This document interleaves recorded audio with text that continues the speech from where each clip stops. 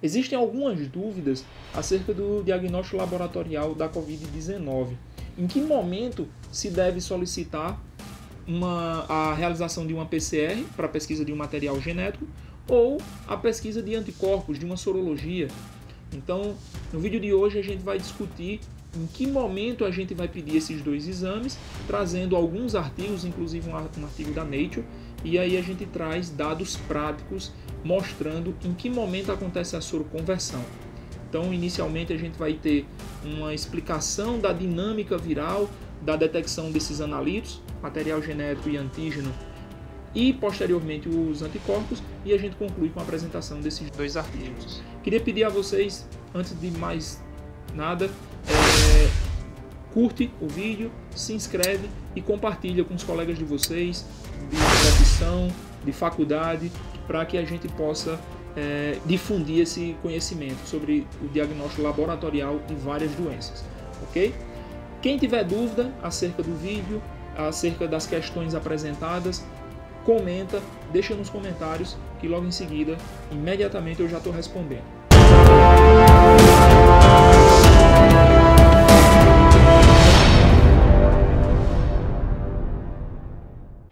Bom, pessoal, hoje na imunologia nós vamos discutir quais exames a gente vai utilizar dependendo dos dias de sintomas, do momento da infecção pelo SARS-CoV-2. Será um exame, é mais adequada a utilização de um exame que vai pesquisar, por exemplo, material genético ou um exame que vai pesquisar anticorpos? Então a gente vai discutir inicialmente a estrutura viral, depois a gente vai observar a dinâmica de aparecimento, de detecção desses antígenos e dos anticorpos, e do material genético também, quando a gente fala de antígenos, tá? E posteriormente eu trago dois artigos que mostram dados clínicos e laboratoriais da determinação e a comparação desses dois exames, certo?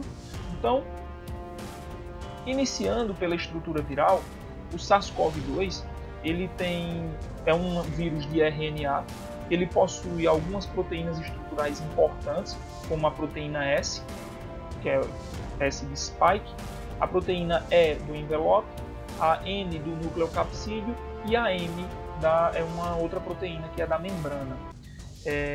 Em um dos artigos que eu trago, a gente vai observar a presença de anticorpos IgM e IgG contra a proteína N do nucleocapsídeo. Tá? A gente vai discutir mais adiante.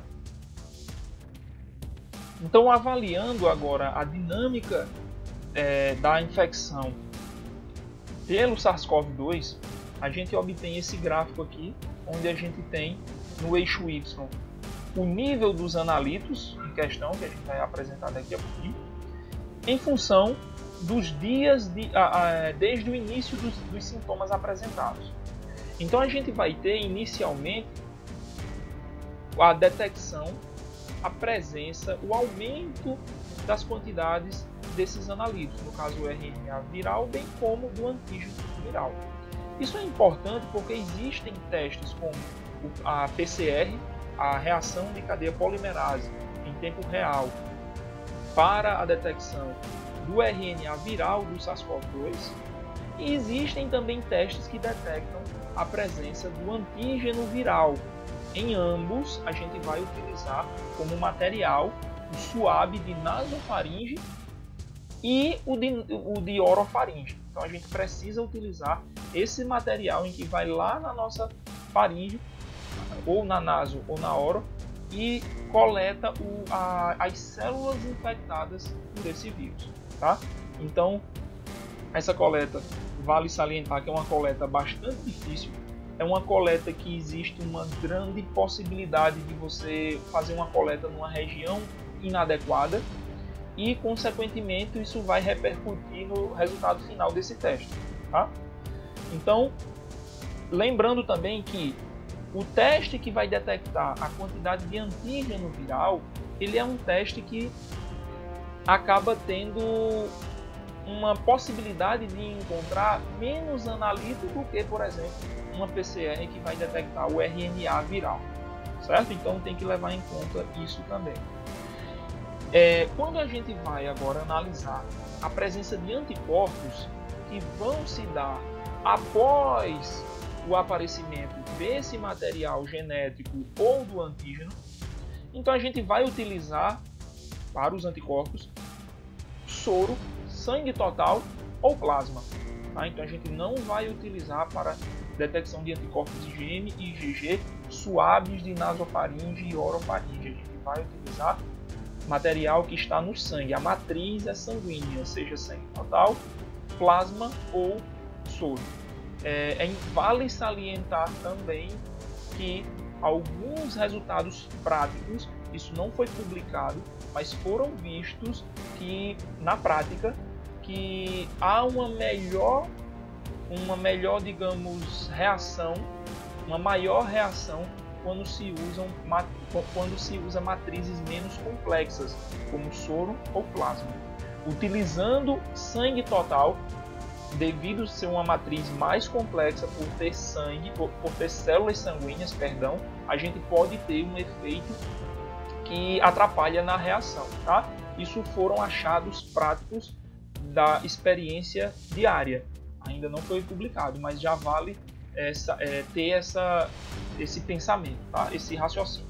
Então, inicialmente a gente tem a síntese dos anticorpos IgM e posteriormente dos anticorpos IgG. Alguns kits de testes rápidos eles detectam IgM e IgG separados, outros detectam eles juntos.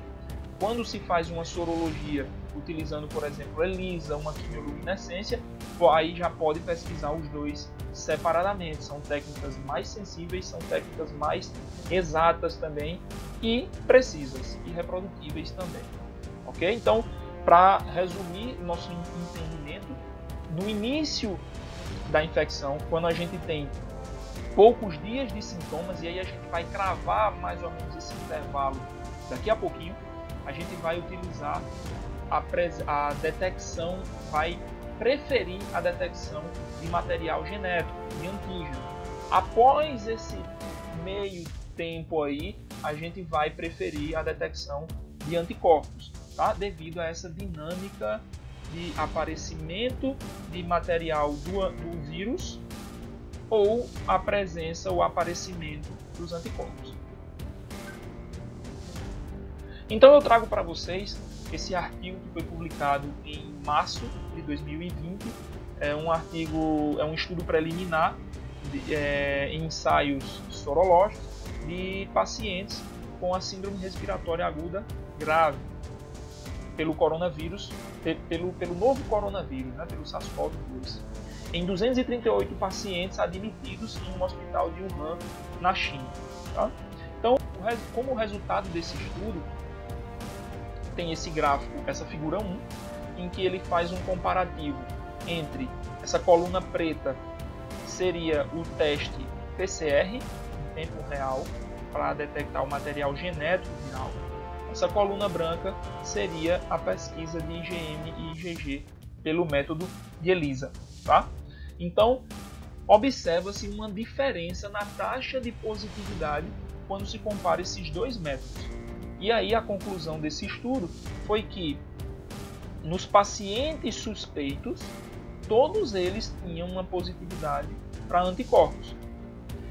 Porém, alguns que tinham negatividade para PCR dava positividade para anticorpos, mesmo eles sendo apenas suspeitos. Então, os pacientes eram caracterizados como suspeitos porque o exame de PCR tinha dado negativo, mas quando se fazia o teste de anticorpos, dava positivo. Então, esse estudo conclui que todos os pacientes suspeitos, eles na verdade eram infectados. E aí eles mostram isso com essa figura 2, em que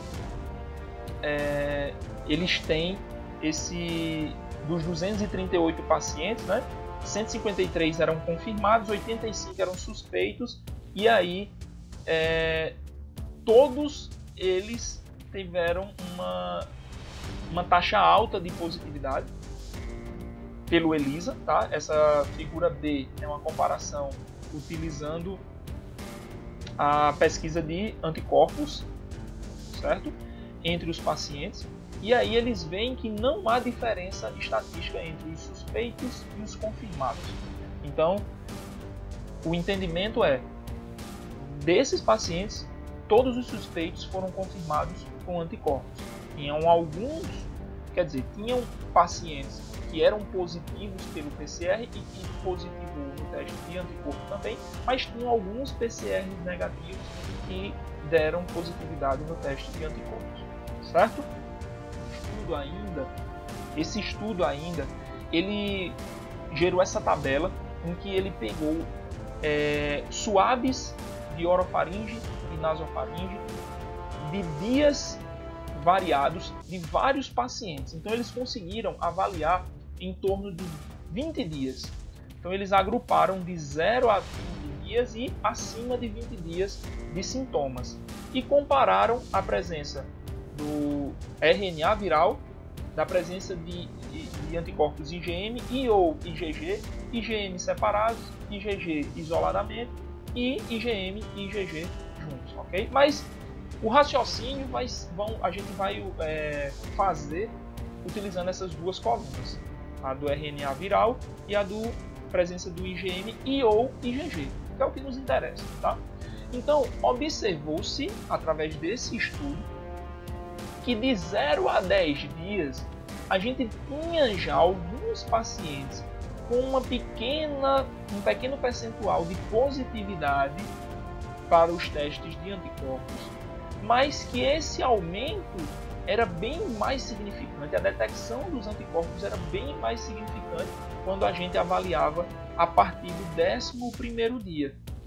Então, a partir daqui a gente já começa a ver que depois de uma semana, 10 dias de sintomas, é que a gente vai ter o exame preferencial sendo a pesquisa de anticorpos, tá? Esse artigo mostra que a partir do 11º dia que tem um aumento significante, partindo de acima de 80% de positividade para os anticorpos.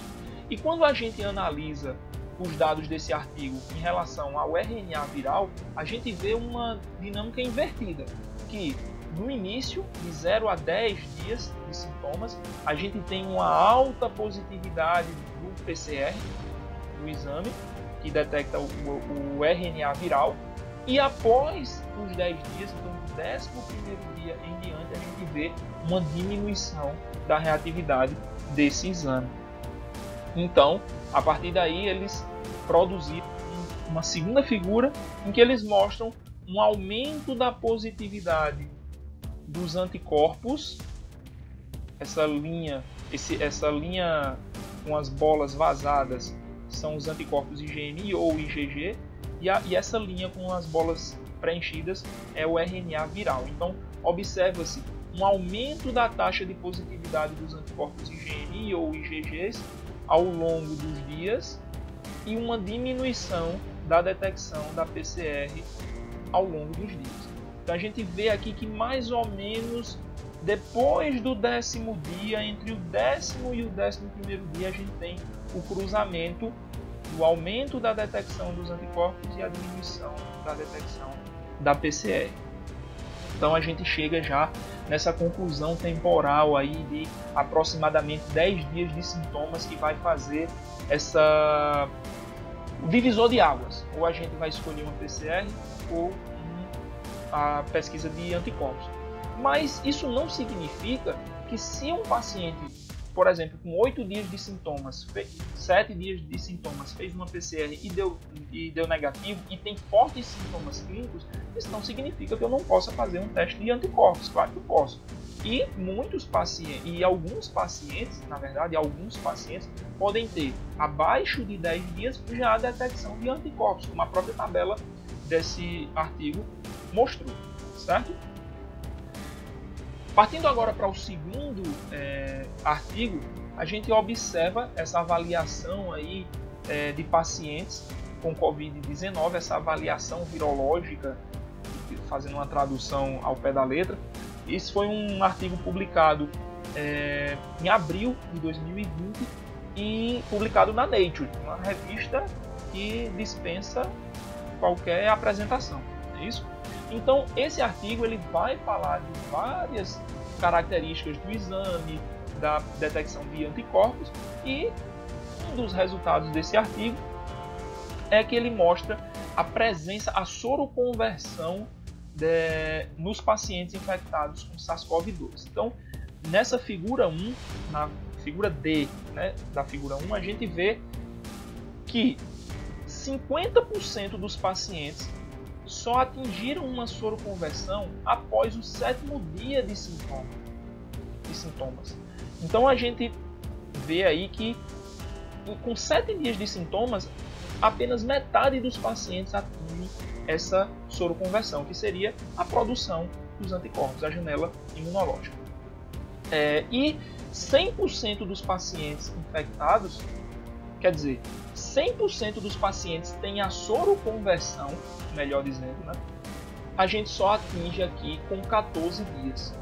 Tá? Então, esse artigo mostra que 100% dos pacientes só vão ter uma soroconversão após 2 semanas de sintomas.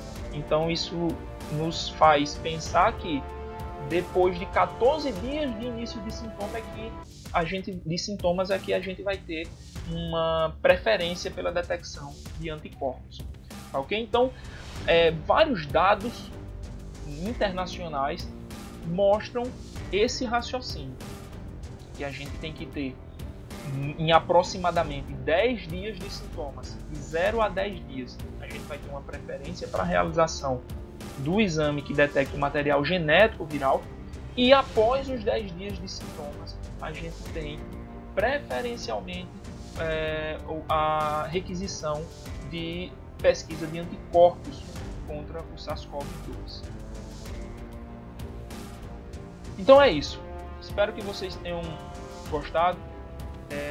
Curtam esse vídeo, se inscrevam, compartilhem.